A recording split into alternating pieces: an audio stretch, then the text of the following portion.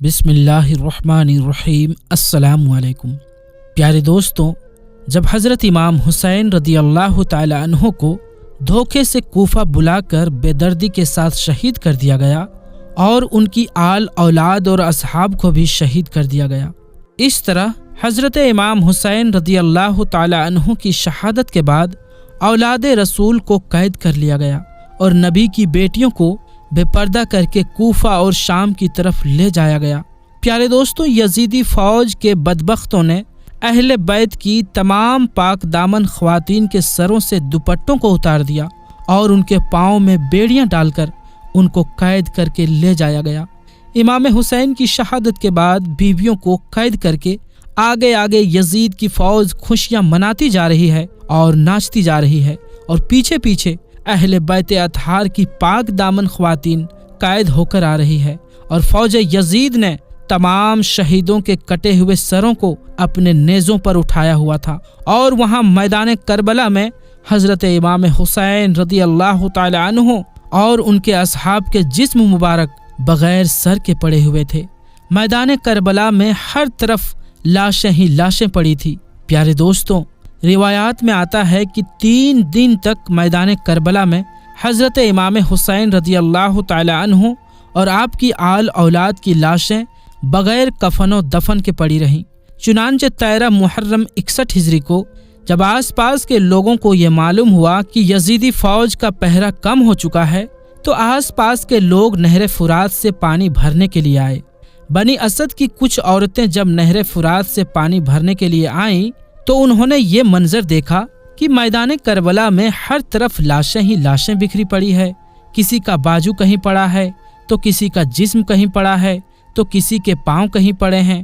ان عورتوں نے لرزہ دینے والا جب یہ منظر دیکھا تو وہ بھاگتی ہوئی اپنے مردوں کے پاس گئی اور اپنے مردوں سے کہنے لگی کہ اس کربلا کے میدان میں حضرت محمد مصطفیٰ صلی اللہ تعالی علیہ وآلہ وسلم کا خاندان تھا، شاید یزید نے ان کو شہید کر دیا ہے۔ ان شہیدوں کی لاشیں بکھری پڑی ہیں اور ان کے خیمے جلے پڑے ہیں۔ وہ عورتوں اپنے مردوں سے کہنے لگی کہ آؤ ہم چل کر آل رسول صلی اللہ تعالی علیہ وسلم کے شہیدوں کو دفن کرتے ہیں۔ ان عورتوں کی یہ بات سن کر ان کے مرد ان عورتوں سے یہ کہنے لگے کہ تم پاگل ہو گئی ہو، آل رسول کو یزید نے قتل کیا ہے، اگر ہم ان کو دفن کریں گے تو یزید کہیں ہمارا دشمن نہ بن جائے اور کہیں ہم کو بھی قتل نہ کر دے۔ تم اس بات کو چھوڑ دو، کوئی نہ کوئی آئے گا اور ان کو دفن کر دے گا۔ اپنے مردوں کی یہ بات سن کر وہ عورتیں اپنے مردوں سے کہنے لگی کہ تعجب ہے تمہارے ایمان پر، تم لوگ رسول اللہ صلی اللہ تعالی علیہ وآلہ وسلم کا کلمہ پڑھتے ہو اور ان کی آل اولاد سے یہ محبت رکھتے ہو۔ یاد کرو کہ حضور پاک صلی اللہ تعالی علیہ وآلہ وسلم نے کیا فرمایا تھا کہ میں تم لوگوں سے کچھ نہیں مانگتا سوائے اس کے کہ تم لوگ میری آل اولاد سے محبت کرو۔ اس طرح یہ عورتیں اپنے مردوں سے کہنے لگی کہ اگر تم لوگ نہیں جاتے تو مت جاؤ، ہم جائیں گے حضور پاک صلی اللہ تعالی علیہ وآلہ وسلم کی آل اولاد اور ان کے نواسے کو دفن کرنے کے لیے۔ پیارے دوستوں، بات جب یہاں تک آن پہنچی تو ان مردوں میں سے چند مردوں کی غیرت جاگ اٹھی اور وہ اپنی عورتوں کے ساتھ میدان کربلا میں پہنچے۔ بس جب یہ لوگ میدان کربلا میں پہنچے تو اس منظر کو دیکھ کر خون کے آنسو رونے لگے اور سوچنے لگے کہ ان کو کیسے دفن کریں۔ انہوں نے دیکھا کہ میدان کربلا میں جتنے بھی شہید موجود ہیں، کسی کے تن سر پر نہیں ہیں تو کسی کا بازو نہیں تو کسی کے جسم کے ٹکڑے ٹکڑے ہوئے پڑے ہیں۔ یہ منظر دیکھ کر وہ حیران و پریشان ہو گئے اور سوچنے لگے کہ ان کو کیسے دفن کیا جائے۔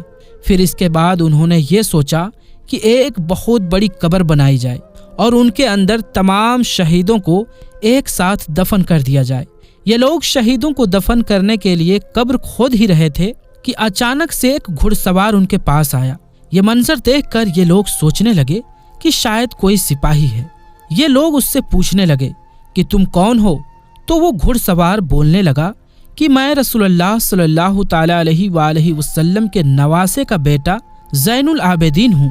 یاد رہے دوستوں کہ یہ وہی زین العابدین ہیں کہ جو حضرت امام حسین کے وہ اکلوتے بیٹے تھے کہ جو کربلا کی اس جنگ میں شہید نہیں ہوئے تھے۔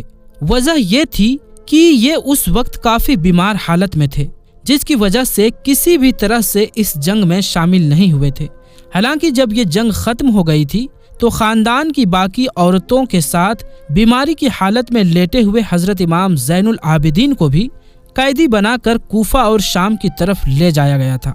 यही वजह है कि बहुत सारे तारीखदान यानी इतिहासकार इस बात से सहमत नहीं होते हैं कि बाद में करबला में पड़े हुए जिस्मों को दफनाने के लिए हजरत इमाम ज़ैनुल आबिदीन भी करबला के मैदान में पहुंचे हुए थे, क्योंकि जब उनको कैदी बनाकर ले जाया गया था तो इतनी जल्दी उनका वहां से वापस आना कैसे मुमकिन था। बहरहाल दोस्तों, जब उन्होंने बताया कि मैं हुजूर सल्लल्लाहु अलैहि वसल्लम के नवासे का बेटा ज़ैनुल आबिदीन हूँ, तो ये मंजर देखकर तमाम लोग ज़ारो कतार रोने लगे। इसके बाद हजरत इमाम ज़ैनुल आबिदीन ने जमीन पर एक कपड़ा बिछाया और हजरत इमाम हुसैन रदी अल्लाह ताला अन्हु के आज़ा को इकट्ठा करना शुरू कर दिया। कहीं से इमाम हुसैन रदी अल्लाह ताला अन्हु का हाथ मुबारक मिलता है तो कहीं से इमाम हुसैन रदी अल्लाह ताला अन्हु के जिस्म मुबारक का कुछ हिस्सा मिलता है। इस तरह हजरत इमाम ज़ैनुल आबिदीन ने हजरत इमाम हुसैन रदी अल्लाह ताला अन्हु के तमाम जिस्म के हिस्सों को जमा किया और एक जगह पर इकट्ठा कर लिया।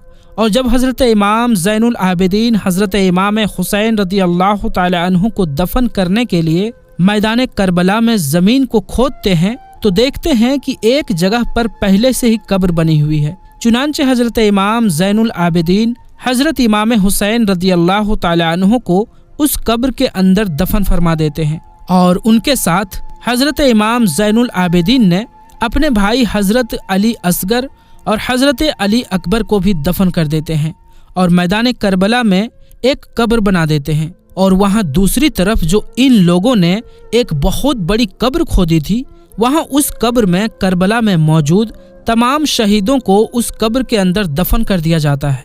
प्यारे दोस्तों, मैदान करबला में मौजूद इस जगह को आज भी गंजे शहीदा कहा जाता है, जहाँ तमाम शोहदाए करबला के जिस्म मुबारक एक साथ दफन कर दिए गए हैं।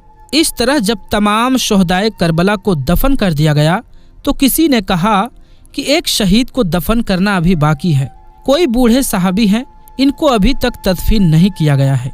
उस वक्त हजरत इमाम सज्जाद रदी अल्लाह ताला अन्हु रो रो कर फरमाने लगे कि ये हबीब इब्न मज़ाहिर हैं। आप अलैहिस्सलाम फरमाने लगे कि अल्लाह तबारक व ताला ये चाहता है कि इनको एक ऐसी जगह दफन की जाए कि जहाँ पर जब भी कोई हजरत इमाम हुसैन रदी अल्लाह ताला अन्हु के पास आए तो इनको सलाम करके आए।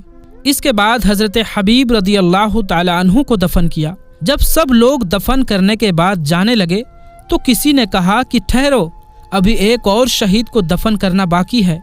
तो लोगों ने कहा कि तमाम शहीदों को दफन कर दिया गया है, अब कौन सा शहीद बाकी है। तो हजरत इमाम सज्जाद अलैहिस्सलाम फरमाने लगे कि आओ नहर फुरात के किनारे। जब तमाम लोग वहां पहुंचे तो देखा कि हजरत अब्बास रदी अल्लाह ताला अन्हु का एक बाजू पड़ा है। जब लोग थोड़ा आगे बढ़े तो देखा कि हजरत अब्बास रदी अल्लाह ताला अन्हु का दूसरा बाजू पड़ा है और हजरत अब्बास रदी अल्लाह ताला अन्हु का जिस्म मुबारक वहां मौजूद है जहां पर आप लड़ते लड़ते शहीद हुए थे। इसके बाद हजरत अब्बास रदी अल्लाह ताला अन्हु के लिए कब्र खोदी गई और आपके जिस्म मुबारक को भी एक मकाम पर दफन कर दिया गया। आज भी मैदान करबला में हजरत अब्बास रदी अल्लाह ताला अन्हु और हजरत इमाम हुसैन रदी अल्लाह ताला अन्हु की कब्र एक दूसरे के आमने सामने है। प्यारे दोस्तों, ये तो बात हो गई तमाम शहीदों के जिस्मों का। अब जहाँ तक मामला है हजरत इमाम हुसैन के उस सर का कि जिसको यजीद के पास ले जाया गया था, तो उसको कहाँ दफन किया गया था, इस बारे में तारीख दानों के बीच अलग अलग राय पाई जाती है। मगर जो सबसे ज्यादा मशहूर है वो दरअसल यही है कि बाद में उनके सर को उनकी माँ यानी हजरत बीबी फातिमा ज़हरा रदियल्लाहु ताला अन्हा और उनके बड़े भाई यानी कि हजरत इमाम हसन के पहलू में दफनाया गया था। हालांकि दोस्तों, यहाँ पर आप लोगों को ये चीज भी बता देना जरूरी है कि वैसे तो जैसा कि मैंने आपको पहले ही बता दिया था कि तारीख दानों यानी इतिहासकारों के बीच इस बात को लेकर अलग अलग राय है कि जिस वक्त तमाम शहीदों को दफनाया जा रहा था उस वक्त वहाँ पर हजरत इमाम ज़ैनुल आबिदीन मौजूद थे या फिर नहीं थे। मगर हाँ, इस बात पर सभी लोग सहमत हैं कि करबला में जितने भी लोग शहीद हुए थे उनको बाद में پاس کے ہی علاقے میں یعنی کہ پاس کے ہی گاؤں میں آباد ایک قبیلے کے لوگوں نے ہی دفنایا تھا، جس قبیلے کو بنی اسد کے نام سے جانا جاتا ہے۔ تو دوستو فی الحال آج کی اس ویڈیو میں بس اتنا ہی۔ آخر میں اللہ تبارک و تعالی سے دعا ہے کہ اللہ تبارک و تعالی ہمیں اہل بیت سے بے انتہا محبت کرنے کی توفیق عطا فرمائے، اور جس اسلام کی خاطر اہل بیت نے اپنی جانوں کو قربان کیا، اس اسلام پر حقیقی طور پر چلنے کی توفیق عطا فرمائے، آمین۔ تو دوستو انشاءاللہ ملیں گے اگلی ویڈیو میں، تب تک کے لیے السلام علیکم، اللہ حافظ۔